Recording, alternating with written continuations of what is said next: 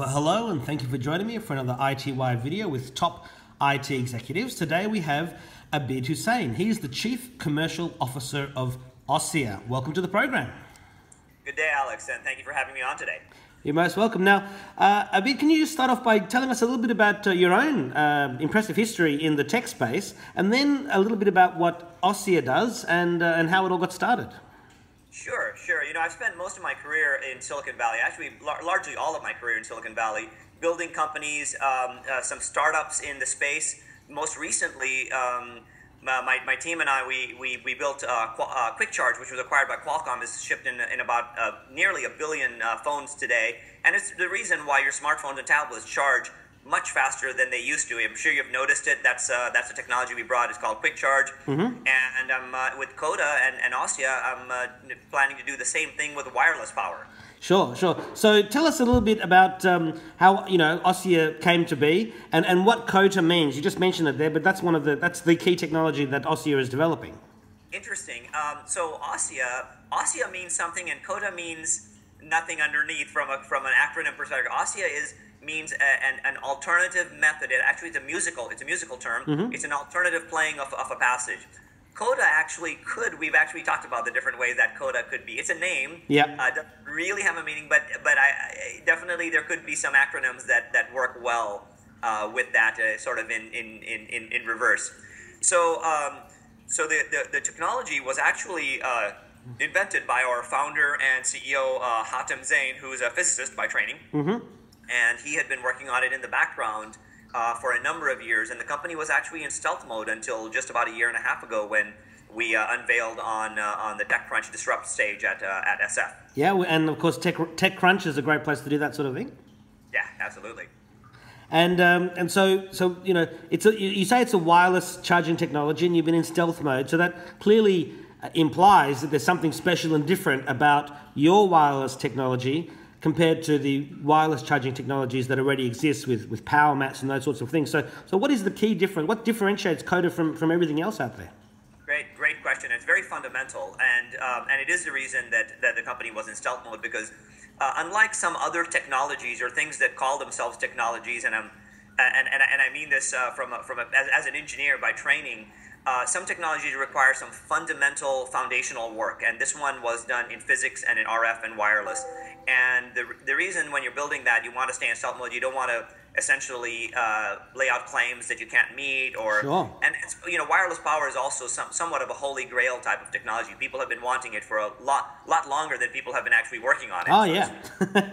Fundamentally, to answer your question, Alex, the technology is a zag when everybody else is zigging, and it is really that. So, for example, most wireless technologies trying to transmit power are focused on something called beamforming, where you take a wireless power and you try to focus it into a beam and transmit it from point A to point B. Mm-hmm. We're actually the opposite of that. We form no beam, and we use a technology that we've coined internally called massively multipath, and essentially is a reflective multipath technology that takes low power RF, converges it into much higher power at the point that you desire, which is the receiver. So it's fundamentally different in its operation. Now, I'm not sure if the general person is going to quite understand. So I watched your video, which I'm going to embed into the article that this video interview will appear in. But from what I could see, it means that you don't have to place your smartphone or tablet or computer or any compatible device onto a wireless charging pad of some sort, as with current devices, but the signal is picked up by your device, similar to the way that your laptop can pick up Wi-Fi anywhere in the room. I mean, I know Wi-Fi uses beamforming to send signals directly to your computer, but from the way your video looked, basically you walk into a room, as long as you've got your wireless technology there beaming power into the room, my device can instantly start getting charged. Is that a fair layman's way of explaining it? That is correct. In fact, the way you put it, let me step back one point to go back to your previous question. Sure. And I should describe it actually at a higher level. Please. It is very much like, the way we look at this is, it's very much like Wi-Fi is to Ethernet. So some of your audience will be old enough to remember when you wanted data, you used to go to a wall plug. Yeah, or a telephone line. or it was an Ethernet. Now nobody does that anymore. Everybody just moves from their 3G to their Wi-Fi to their 3G, and they don't think anything about it. That's exactly what we aim to do with Coda. We aim to be able to power your phone in your home, in your car, in the coffee shop, at your office, and you're just moving seamlessly from power environment to power environment. Where you asked how we were different, what I didn't address, and you did address in your description, is I only addressed what I call remote wireless power. There is another kind of wireless power that you see today, that's shipped today, which we call close proximity or coupled wireless power, which is where you have a pad and you have a device and you put it on the pad. We actually are not directly competing with them. We actually think that is sort of a half measure. It's an interim step to true wireless power. Yeah. And true wireless power we consider remote wireless power at distance of meters, not centimeters. Sure.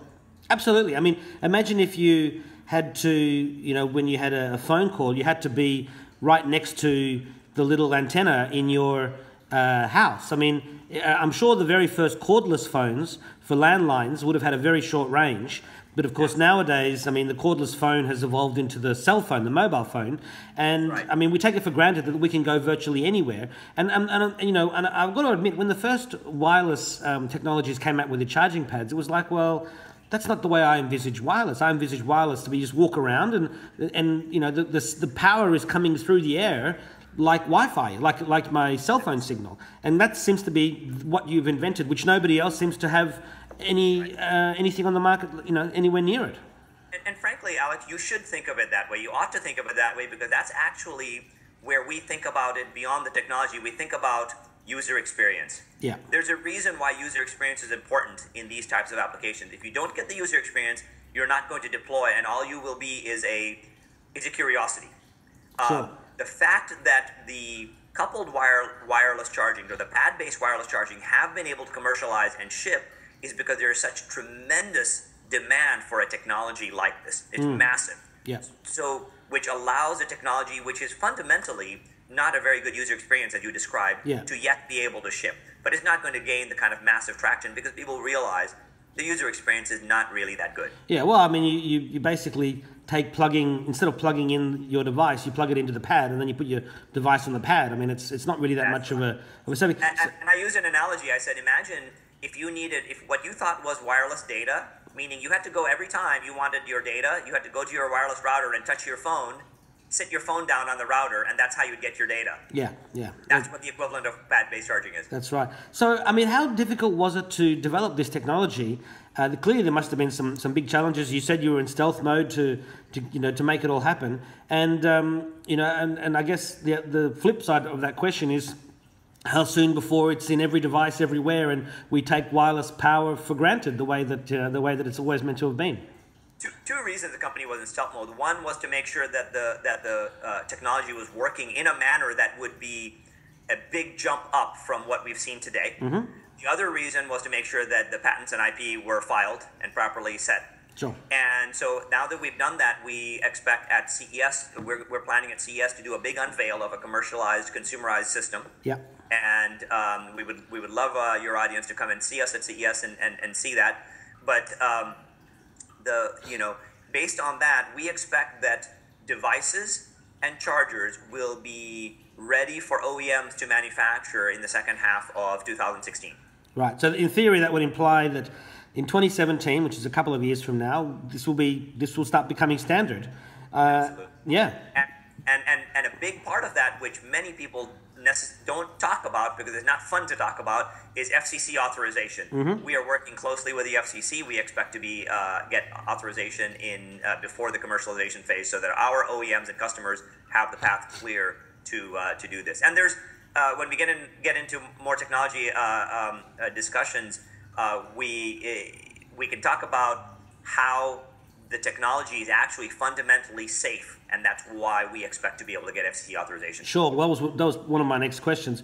But I mean, if you're going to be demonstrating it at CES with sort of a big bang launch, that will then make it global news, and you'll possibly win, awards and all that sort of thing. I mean, it's exciting times. Is there anybody else who's close? I know you don't want to speak for your competition, but I haven't heard of anything. Yeah, when I said that we did a zag when everyone else was zigging, we did it for a reason. It was a deliberate reason. It was looking at how other people were approaching the problem, where they had seen success, where they had failed. I'll give you, let me give you an analogy. I love analogies. I'll give you an analogy without, without talking about anybody specific. Sure, because sure. there are other folks, as you know, they're competitors. Yeah. The best, in my opinion, as an engineer, the best wireless power transmitter is called a laser. It's wireless, and it is highly efficient, and it is very, very powerful. You can get to tens of kilowatts and deliver massive power. Unfortunately, that delivery is a bit dangerous. Yeah. So that's in the extreme. So imagine the constraints that you're under, and that's the ultimate version of a beamform. Sure. Right? You create a very, very high power beam. Yeah. That's a zig. If that's a zig, then imagine the zag is completely opposite. We don't form a beam. We essentially use the environment and massive multipath capability, all at relatively low power while it's traveling through the medium, and only getting to a higher power when you're converged at the receiver. Sure. The method in which we do that and control it and make it dynamically capable and move around with the mobile object. This is the science part of it. Very important. Yeah. It needs to be able to track the object. The method is where all of our secret sauce is, and it's around algorithms, and it's around sensing, and a lot of post-processing where our patents are centered. Sure. Now, when you were just giving the analogy about the laser, and you were talking about the the first question was, imagine a very I forget how you put it, but a very efficient wireless power system, and then you were explaining the laser and beamforming, and your technology was different. I was thinking, well, another analogy would be that laser is beamforming, but your technology for wireless transmission of power is like the sun. In a way, it is. It's in the environment, it's ubiquitous, but that's right. The sun rays themselves won't burn you unless you stay there for too long. But if you were to take them all with millions of mirrors and reflect them up onto one point, you'd get a high concentration of energy. That's not a bad analogy, actually. Yeah, well, because the sun's always there, and I mean it's a transmission point. I mean, in the video that I saw of your device, it sort of sits in your living room or your office, and as soon as the device comes in with a compatible chip inside to receive the power, it's working. You're being charged. So illumination. Yeah. So will you be making or licensing the technology to case makers or to people with? I mean, obviously, we want to have the chips built directly into laptops and smartphones and all the rest. But I guess there's also a large market for people who want to retrofit their existing devices. Absolutely. And so, will you be doing that, or you'll license it to OEMs, or you'll work with them, or? So generally speaking, we're going to be licensing to multiple tiers. Yeah. On the device side, and the device could also mean accessories, as you pointed out. Yeah. On the infrastructure side, which are going to be the chargers, which could take different scale form factors, whether it be sort of a personal area system versus more of an enterprise or a carrier class system. Mm-hmm. And then we will also be building out cloud services all the way through to our systems to be able to do device management, to be able to address the carrier class. We really expect to be able to, our idea is that Coda is going to get deployed all over the world in every location in the world. And to be able to do that, you have to be able to cater to the consumer, the OEM, as well as the service providers. And that's going to be our plan. As far as whether accessories go first or devices go first, you could say that retrofitting would be easier to get started, but frankly, sometimes the device OEM move pretty fast when they see a technology that's very attractive. Sure. So I wouldn't venture to guess who's going to be first to market, but it very well could be a device manufacturer. Sure. Yeah. Well, and we already know which device manufacturers have been aggressively pushing wireless charging. There's no secret there. So, right. And you would imagine it'd be the same sorts of players. And so, what might, I'm just sort of, I don't know if I asked this question later on, but it's in my head right now. I mean, A, you were going to mention more about the safety, but B, I mean, the reception technology that's built into the phone will just come with the phone, but what might it cost me to buy a wireless antenna in my home to send the power to my devices? Is something I buy? Will I get it at Best Buy for a few $100? What's your expected price range? Yeah. So in the receiver, by the way, you were very astute. The receiver, being that this is going to be wireless and we're currently running off of 2.4 gigahertz, mm-hmm. essentially is the same kind of RF technology you already have in your phone. Yeah. And in fact, those devices are already embedding the coupled wireless charging, which require separate coils and chips. They require separate circuitry. We're going to be on that order, in fact, so it'll be more of a replacement as opposed to an incremental. Sure. On the charger transmitter side, like I said, we're going to have different scale devices from small to medium to large. Our vision in the long run is to have small devices that people can that can be goes direct to the consumer and sell through retail channels in the range of wireless routers. Right. Yep. Which makes sense. And possibly some bundling, and you get your wireless power and your wireless data in one. It makes a lot of sense. Yeah.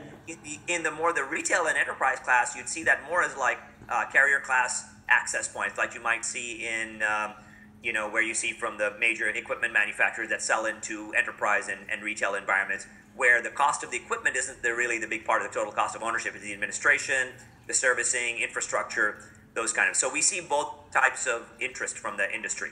Now I know. So go on. The mobile devices are going to move from one environment to the other. From the home environment, where they'll be on the retail box, taking power from the retail box, all the way to the shopping mall, where they're taking power from the enterprise box.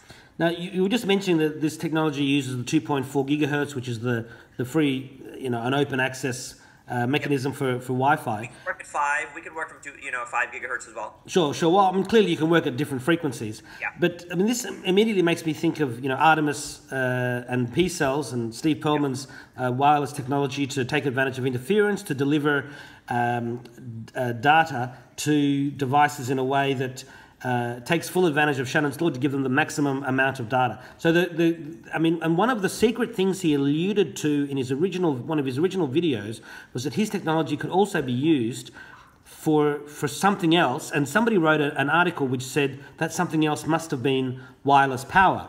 So, I mean, I don't know if you know anything about that or are able to comment, but the question really that I had in my mind is, can your system be used to send data as well as power? I mean, it's sort of the opposite of what he's doing. I know that you say that your technology can be, you can just stick it into routers and it'll be on, it'll just be bundled and you get data from one side and power from yours. But maybe your technology is a new way and more efficient way of doing that. So let me answer that question a couple of ways. One is the fact that our fundamental technology allows for convergence of RF energy in a way that's unprecedented. It hasn't been done before. And that lends itself to power. Mm-hmm. However, you can imagine, because what we're being able to do is, let me step back a second. So when you have a conventional wireless router that sits in your home, it's got a dipole antenna, it radiates power just universally, and 99.95% of that power is just lost in the environment. It goes out the window, gets absorbed in your walls, whatever. Yeah. Tiny fraction gets to your receiver and it gets amplified. And that's what a receiver sensitivity is at minus 80 dBm. What our technology does a spatial convergence. And imagine if you've got a spatial convergence, imagine your noise margin and your signal ratio that you could get for data, and being able to focus that data or focus that RF energy in very specific locations, not just for power, but for other things as well. And that's probably all I'll say about it right now. We've got a tremendous, to the extent that we can find convergence spatially, as opposed to frequency hopping and modulation spatially, you essentially have a potential for space division multiplexing. So it just makes me think maybe it's all of a sudden you and Artemis are going to be competitors, and probably never expected that. Maybe. Or partners, competitors, partners. There's a fine line, right? Yeah, that's it. Between pleasure and pain, as they say. And so one other question that just popped into my head: how long will it take for a typical smartphone or a typical laptop to be fully charged when it's connected to your system? Very, very good question. Very much like wired systems, the answer is depends on a number of factors. Depends on the power that's in your wall plug, the power that's going in, the temperature, what rating, how many things are plugged into the charger. So our charger architecture allows for multi-device, multi-tenant or multi-client systems where power gets spread across and shared, very much like an Ethernet switch that shares bandwidth across the ports. What we're doing today is we're being very realistic, because we've seen a lot of claims made by people about things that they can do. We're being very realistic about the amount of power. We are looking, just to give you a ballpark, for the first generation, we're looking in the range of 1 to 5 watts, and the range of 2 to 10 meters kind of range. And we fully expect the first generation systems to be able to reach that. And there's room for improvement. And of course, we want to prove functionality and safety first, and then optimize performance later. Yeah. Okay. So that's it's a long way of answering it, but effectively, something similar to wired systems at the moment, and in the future, faster once the safety aspects and all that are worked out. Meaningful power. Today, we don't expect to replace the fastest fast charger you have on your desk that's wired. Sure. However, I will point out the way that you apply fast chargers, because I worked in this space for a number of years, is that you plug it in and you're just tapping your fingers until that thing gets to the charge that you want. Yeah. With wireless power, it's a different paradigm. You can charge at a lower rate, which, by the way, is better, safer for your battery, because you've got a much longer dwell time. So 1 watt for 24 hours is the same as 24 watts for 1 hour. Right, yeah. Right, yeah. So do you think that there might be some devices that now, if they're going to be living in the home, they might not have a battery at all, or they might have a very small battery, just because they'll be powered all the time? So you've done some thinking, clearly, about this space. Well, it's sort of common sense, right? You would imagine. Well, yeah. But, it's interesting, when paradigms get set, people, consumers and OEMs start doing things a certain way, and they've been doing it billion times over per year on a per unit basis. They think of things that way. So we expect this technology to roll out in a couple of ways. One is, first phase is sort of convenience. Right? Oh, hey, this is convenient to have wireless power. But where we really see this going is that it allows OEMs to potentially design different classes of devices, even new classes that haven't been seen, or design current ones differently. So yes, absolutely right. The presence after deployment, imagine a world where everything's deployed, and then suddenly you get classes of both devices and services that were not envisioned before. Just like in smartphones. Before there were billions of smartphones deployed all over the world, and Uber could never have existed. Because you didn't have a billion people with smartphones in their hands. That's right. Now you can deploy a service or a class of device that you couldn't have before. So 3G and 4G data did that. Yeah, and of course, if you're using if you don't need batteries, or you've got smaller batteries, and also you're using less copper in your devices to transmit power. I mean, this is an environmentally friendly technology. Absolutely. Yeah. Absolutely. I mean, a battery. What is a battery? A battery is a bucket of water that you're carrying from the lake into the desert. Yeah. Right? Yeah. That's what it is. A battery is a bucket of water you carry from the lake into the desert. Now, how long can you spend in that desert before you ever got to come back to the lake? Yeah, that's right. I've never heard it described that way, but that's a very good analogy. And just quickly, once again, just I think I touched on it, but I mean, it works in the 2.4 or 5 gigahertz bands, which we know are very safe for Wi-Fi users, even though some people, a very small number say that they're somehow allergic to Wi-Fi signals, although clearly that's not everybody, otherwise we'd all be allergic to it. So just what sort of things did you have to do to prove the technology's safety, in a nutshell? Excellent question. We are actually very, very specific about this. No hand waving here. We are very closely in touch with the FCC requirements around SAR, the SAR specific absorption rate, in flesh, milliwatts per cubic centimeter. We do testing. We have testing labs that are actually testing our equipment today, and we can continue to test those as well. Our goal is absolutely to achieve FCC authorization, and that authorization is essentially clears the path for our end customers to go seek certification, which they do anyway for their 3G and 4G. And we are actually working with the FCC to define those tests and those parameters. But absolutely, we in fact, the question you asked before, how much power can you get? Well, as we refine and improve our systems, we'll probably be able to increase the power and still stay within those limits. Sure. So we're very focused on those, and we believe we'll meet them. I know Intel's been working on wireless technology for a while, so I guess once Intel Capital heard about it, they must have been very interested to learn more about you and become an investor. Absolutely. So Intel Capital is very, very big, and they touch a lot of technologies. This one is a foundational technology which is very relevant to where Intel Capital invests. I've worked for a couple of Intel Capital companies in the past in my career, and they definitely have an eye towards foundational technologies, and that's why they're interested. Sure. Seeing as you've been involved in startups which have gone very successful, any lessons you want to share to other startup people out there who want to emulate your success? On one hand, I'm very excited, based on my experience, I'm very excited with Ossia because of the foundational technology. I'm also excited the opportunity is big enough that it behooves us to build an entire platform end to end. And something that I've learned is that partnerships are very, very important when you're building large platforms, especially if you're a startup building a large platform. And we have some really great partners. So those brought those learnings in, and that makes me very excited about Ossia. And so, you know, the wireless market in a decade, clearly, if it all goes to plan, will be completely revolutionized and transformed.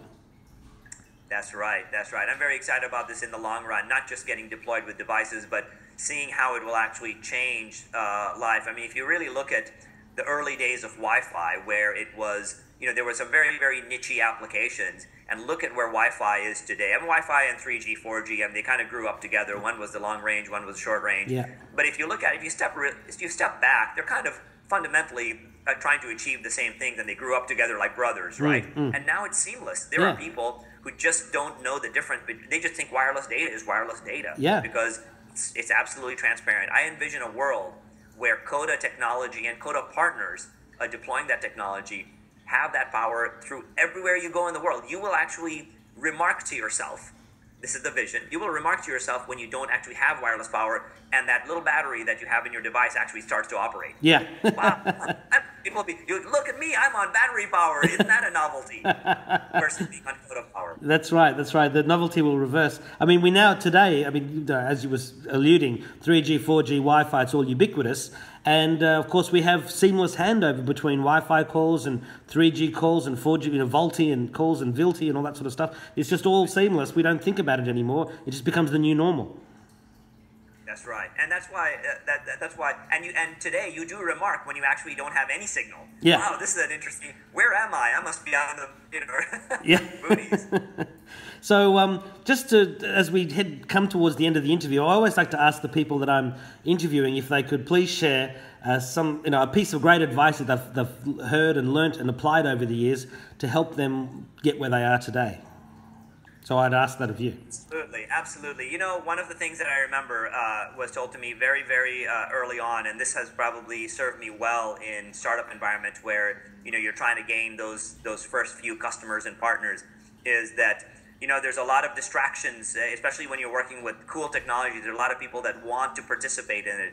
But at the end of the day, it's that customer that's going to validate your technology. There is nobody whose validation is as important as that of your customer. Sure. And I've never forgotten that. Yeah, I mean, that's a with all due respect to the media. Yeah.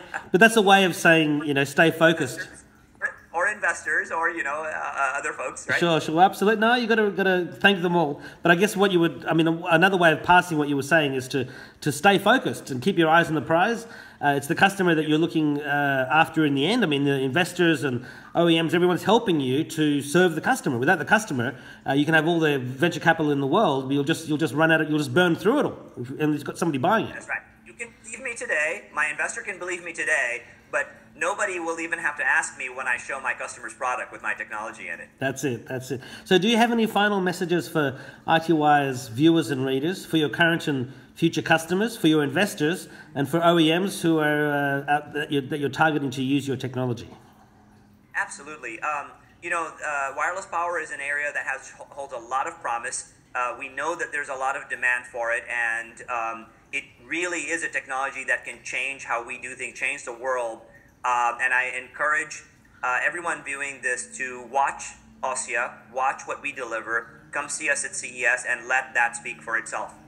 Sure. Abid, well, I wish you the greatest of luck and success. I look forward to being a future user of your technology, and please make it happen as quick as you can.